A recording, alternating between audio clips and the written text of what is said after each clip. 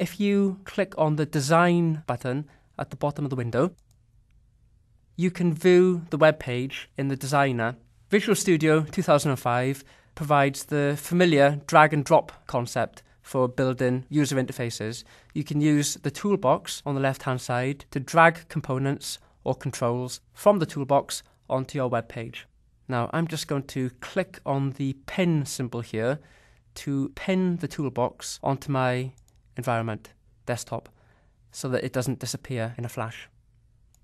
If I close some of the items here, you can see there are various different types of control available to us. We're going to have a look at this in more detail in the next lesson. So let me just close those back up again. For now, we'll use some of the standard controls here. So for example, labels, text boxes, and buttons. Let's drag some controls onto the web page.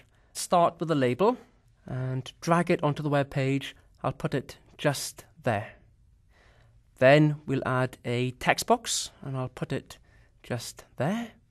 Then we'll add a button. So let's just put that there. And finally, let's go for another label and I'm going to put that there.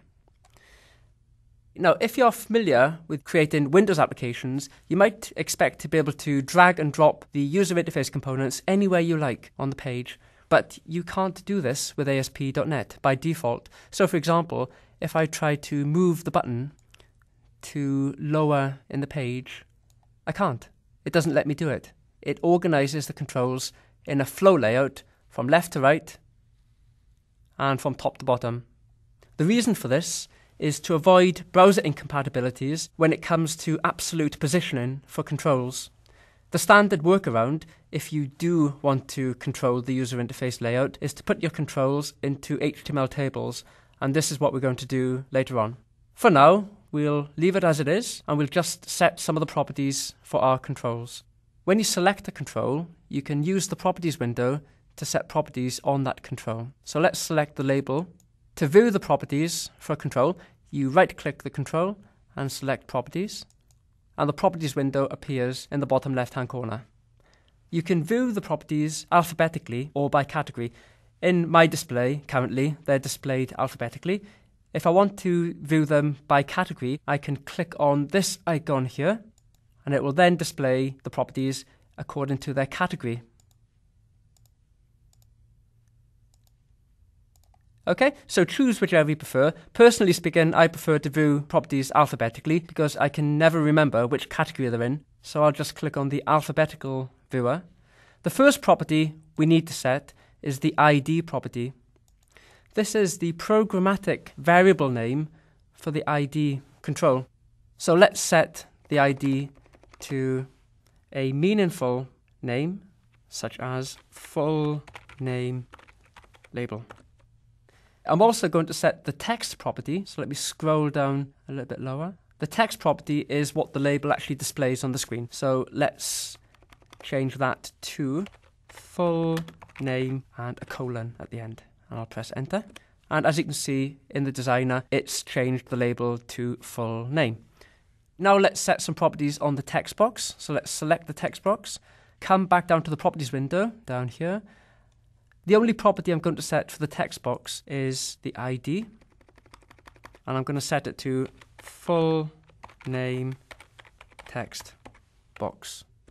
There we go. Next up, let's change the properties for the button. So we'll set the ID for the button to be submit button. Press enter.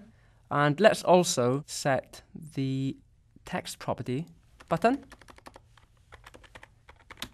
to click me, and as you can see, that's what gets displayed in the button.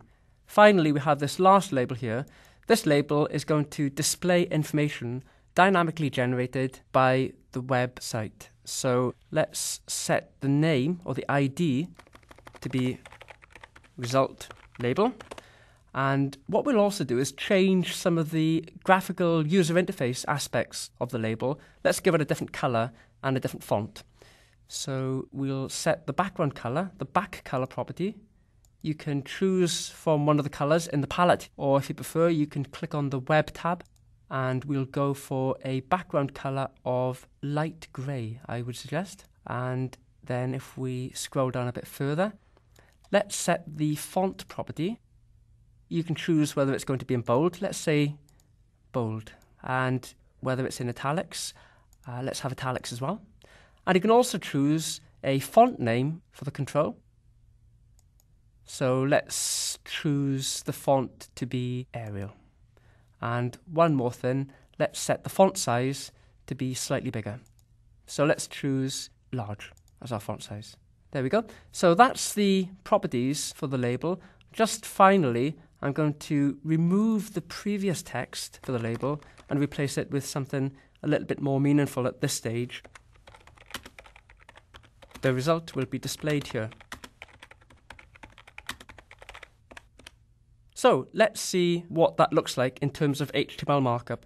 If we click on the source link at the bottom of our designer page, you can see Visual Studio has added various controls, HTML markup, to our web page. So we have an ASP label, and the label specifies the ID that we gave. Run at server, again I'll explain what that means later. That's the text property that we set for the label. Also we have the text box element. It contains the ID that we specified. It also contains a run at server attribute, and that's just a non-breaking space for the text box. That's the empty content for the text box. Then we have the label, and the label contains result label as an ID, and it has a background color that we specified and various other properties such as bold, italic and font choice. Just one other thing, if I press enter at that point, you can see there's a button here. The button will be clicked by the user and will cause a postback to the ASP.NET web page running on the server. Just one other thing, what we can do at this point is to tidy up the user interface slightly. If I go to the end of the label tag, I'm going to add a line break, angle bracket, BR, close angle bracket. And let's add a line break after the text box. And let's add a line break after the button. So it's perfectly reasonable for you to edit the content of this page. And in fact, Visual Studio keeps the source view and the design view synchronized. So if I click back on the design view, you can see that it's inserted the line breaks at the points where I specified.